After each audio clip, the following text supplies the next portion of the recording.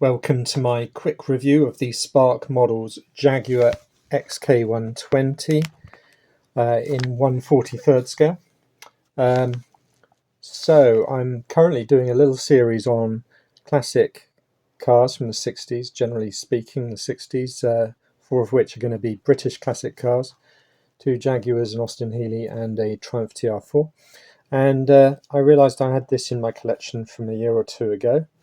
I did actually buy the Jaguar speed record car from Spark as well at the time, but I've given that to a friend of mine who is into his more racy XK120s, and I've kept this one for myself because this is what I would have, a cruiser, a boulevard cruiser I would call this, with the steel wheels, with the hubcaps rather than the spoked wheels, with the spats over the rear there, the full-size windscreen, kind of the Clark Gable of XK120s, I guess.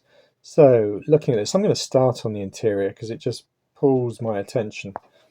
And there you can see such a good array of dials and instruments and toggles and what have you there on the dash. And you've got the gear lever canted forward, perhaps a little bit too close to the dashboard, and what must be the handbrake lever on the passenger side, so the left side of the car, to keep it out of the driver footwell.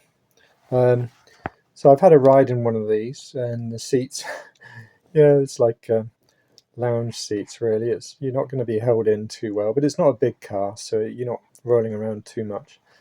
But you've got the rear view mirror down on top of the dash there on the scuttle, I would probably call that, just under the windscreen. Lovely detail there. Look at those wipers again, super slender, very narrow, small things made in photo etch, no doubt. Yeah, very nice.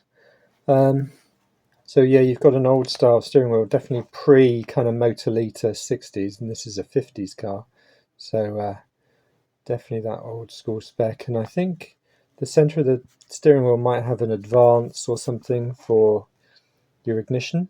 Something like that, I seem to think, but it's kind of a weird thing to have. Anyway, quite mounted quite close to you, which is actually good. You've certainly got a lot of leverage there, which you'd need for unpowered steering. Anyway, I'm diverting off into the car.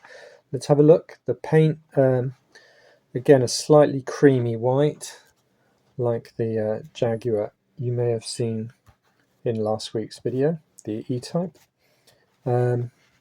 We've got, let's see if that, I can feel the badge there. I'm not going to touch that too much. I don't want these parts coming off in my fingers. And I guess HRF 011 might be a real car, an actual car, I'm not sure. But lovely headlights there, and the bumper detail going through the body is really nice. Yeah, very good there. Going towards the back, let's see if what they've put under the spat. Yeah, you've got the full wheels with the chrome center caps there, the hub caps. And while we're looking under the car, we've got a vague representation of the engine and transmission. Nothing too sensible there. Not anything like the Century Dragon in last week's video of the E-Type Jaguar. So do subscribe if you want to see that one, and you'll find it quite easily. In fact, there'll probably be a link in the end screen of this video to that particular video. So there we go, lovely rear lights. And it's interesting, so of course you only really had these brake lights back then. I think you needed to use hand indication to tell other drivers where you're going. So interesting that, and they don't need to be updated if you've got one of these on the road. You don't need to update that. So great bumper overrider type thing. So you see the kind of the compression, the springy compression bits on the bumpers there. I've never really thought about that before, but it makes sense. Yeah, great number plate and rear light detail there. No, beautiful model. Just my kind of thing for an old car. I do like that. So do subscribe, and you'll see more from my series on these classics. So I've got various HPI models as well as Spark models, lovely detailed things, 43rd scale. I do have some 12th, 18th and even 64th scale cars as well if you want to subscribe and watch those. So thank you for watching, and you'll hear from me again in a week's time. Cheers.